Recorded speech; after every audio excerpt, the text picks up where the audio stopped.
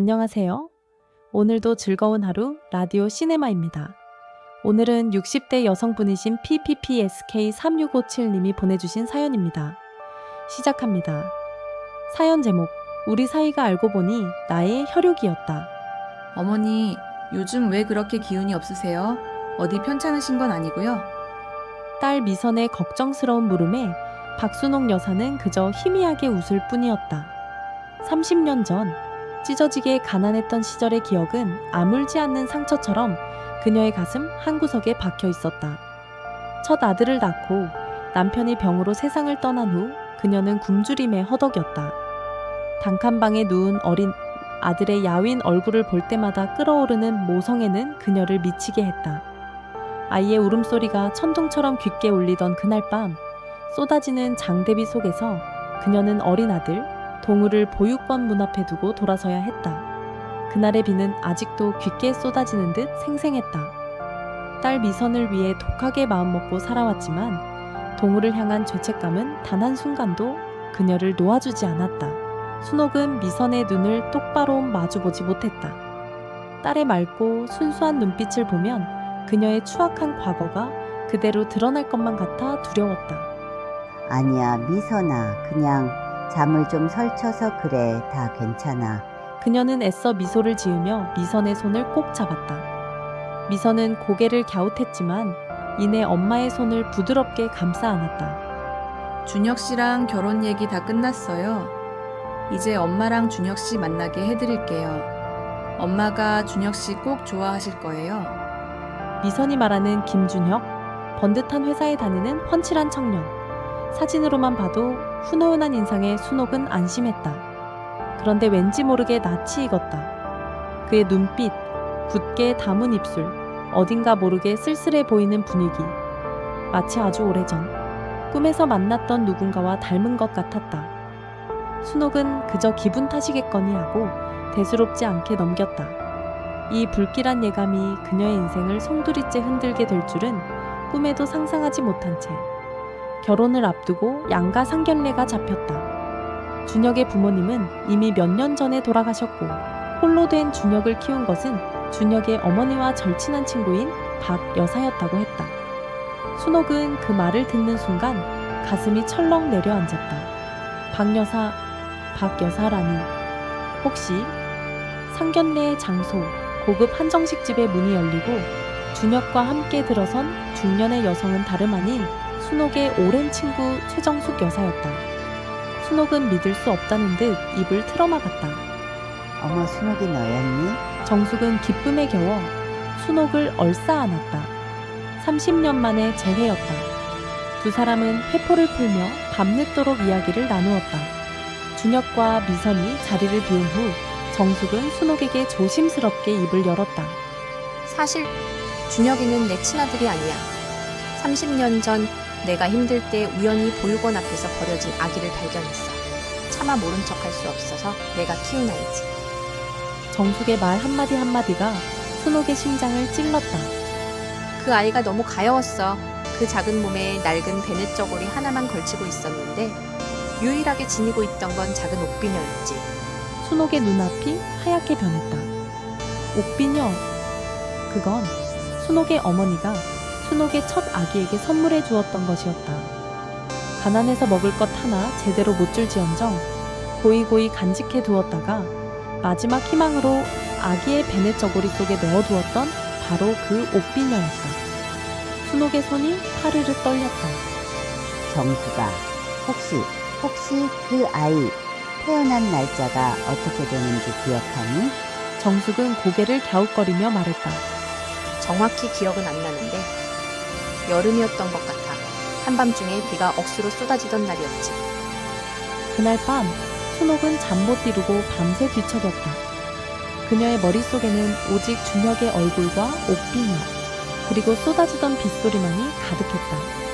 다음날 아침 순옥은 정숙을 찾아가 조심스럽게 준혁의 어린 시절 사진을 보여달라고 부탁했다. 정숙은 의아해하면서도 앨범을 건네주었다. 순옥의 손은 앨범을 넘기는 내내 걷잡을 수 없이 떨렸다. 그리고 마침내 가장 마지막 페이지. 유치원복을 입고 천진난만하게 웃고 있는 5살 준혁의 사진 아래에는 동우라는 2 글자가 작게 적혀 있었다. 그 순간 순옥은 주저앉았다. 울음조차 나오지 않았다. 30년 전 그녀가 버린 아들, 그녀의 핏줄이 그녀의 딸과 결혼하려 한다니. 이것은 단순한 우연이 아니었다.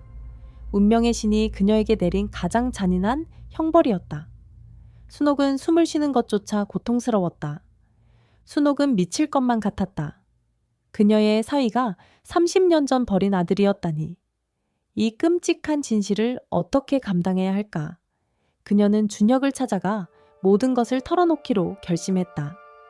그날 저녁, 준혁을 따로 불러낸 순옥은 차마 고개를 들지 못했다.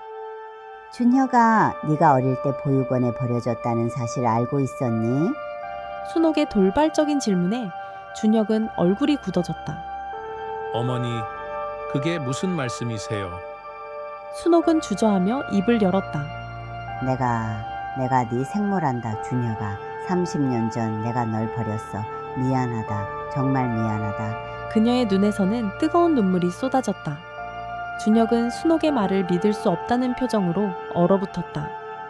그 순간 뒤늦게 준혁을 찾아온 미선이 2 사람의 대화를 모두 듣고 말았다. 엄마, 지금 뭐라고 했어? 준혁 씨가 엄마의 아들이라고? 미선은 눈이 커졌고 준혁은 순옥을 향해 차가운 분노가 서린 눈빛을 보냈다. 어머니? 아니, 당신은 내 어머니가 아니야. 나한테 이런 얘기를 왜 지금 하는 겁니까? 당신이 내 인생 망쳤어요. 한 번은 날 버려서, 또 한 번은 내 행복을 짓밟으러 나타나서. 준혁은 순옥을 밀치고 자리를 박차고 나갔다. 미선은 충격에 휩싸여 흐느꼈다. 그날 이후 준혁은 미선에게 이별을 통보했다. 나, 내 엄마를 용서할 수 없어. 그리고 너도 용서할 수 없어. 우리 헤어져야 해. 미선은 눈물을 쏟아냈고 순옥은 준혁의 매몰찬 말에 가슴이 찢어지는 듯했다. 하지만 준혁은 냉정하게 돌아섰다. 며칠 후 준혁은 자신의 친모가 순옥이라는 사실을 정숙도 알고 있었다는 사실을 알게 되었다. 정숙은 과거 순옥의 사정을 알고 있었고 준혁이 순옥의 아들이라는 사실을 알면서도 순옥에게 말하지 않고 숨겨왔던 것이다. 순옥이도 불쌍했어. 난 그냥 너를 지켜주고 싶었어. 정숙의 변명은 준혁의 분노에 기름을 부었다. 어머니, 제게 어떻게 이러실 수 있습니까? 30년간 거짓말을 하신 거예요. 저를 위해 그랬다고요. 저를 망치는 길이었어요.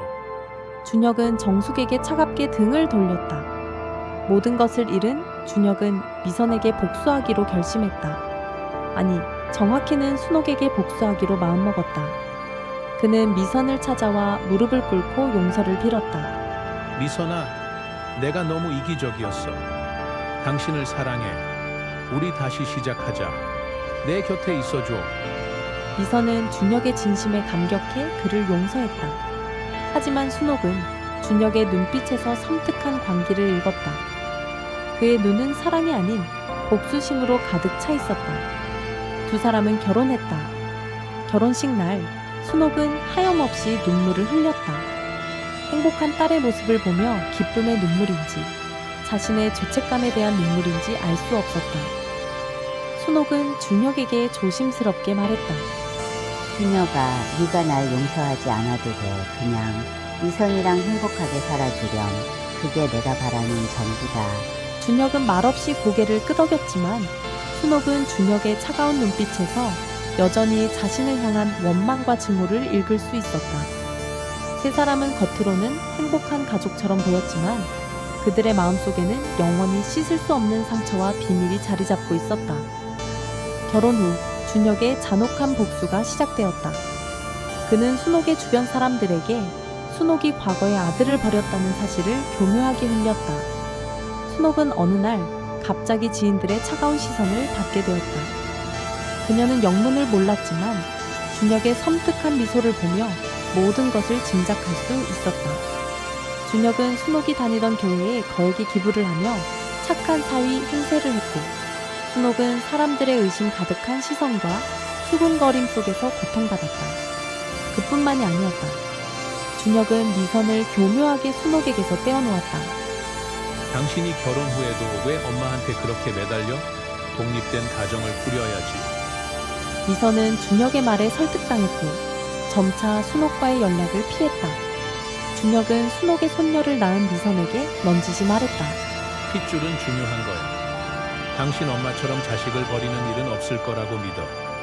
그 말에 미선은 순옥의 과거를 떠올리며 준혁을 더욱 의지하게 되었고 순옥은 손녀를 만나는 것조차 어려워졌다. 정숙은 이 모든 상황을 지켜보며 괴로워했다. 그녀는 순옥을 찾아와 용서를 구했다. 순호가 다 내 잘못이야. 내가 진작 말했어야 했지는데 준혁이가 이렇게까지 잔인하게 나올 줄 몰랐어. 순옥은 정숙의 손을 잡으며 말했다. 아니야, 정수가. 내 잘못이야. 내가 지은 죄를 벌 받는 거야. 다 괜찮아. 순옥은 마침내 모든 것을 체념했다. 준혁의 복수는 여기서 멈추지 않았다. 그는 순옥의 노년의 삶을 위협하기 시작했다. 순옥이 평생을 모아둔 전 재산을 사기당한 것처럼 꾸며 모두 빼앗았다. 순옥은 이제 빈털터리가 되었다. 하지만 그녀는 준혁에게 아무런 말도 할 수 없었다. 그 모든 것이 자신이 과거에 저지른 죄에 대한 대가라고 생각했다. 어느 날 저녁, 온 가족이 준혁의 고급 아파트 거실에 모였다. 준혁, 미선, 그리고 손녀딸, 그리고 초라한 차림의 순옥. 겉보기에는 완벽한 가족의 모습이었다. 식사 중 준혁은 미선에게 말했다. 여보, 우리 어머니께서 힘들게 사시는 것 같아. 당분간 우리와 같이 지내셨으면 좋겠어. 미선은 감격스러운 눈으로 준혁을 바라보았다. 어머, 준혁 씨. 역시 당신은 마음이 참 따뜻해. 하지만 순옥의 표정은 차갑게 굳어 있었다. 그녀는 준혁의 제안이 친절이 아닌 더욱 잔인한 복수라는 것을 직감했다. 아들의 증오와 복수심으로 가득한 눈빛은 그녀를 매일 밤 잠 못 이루게 했다. 그녀는 이제 아들의 집에서 갇힌 새처럼 고통받으며 살아가야 했다. 핏줄이 이어진 가족이라는 이름 아래 순옥의 지옥은 그렇게 시작되었다.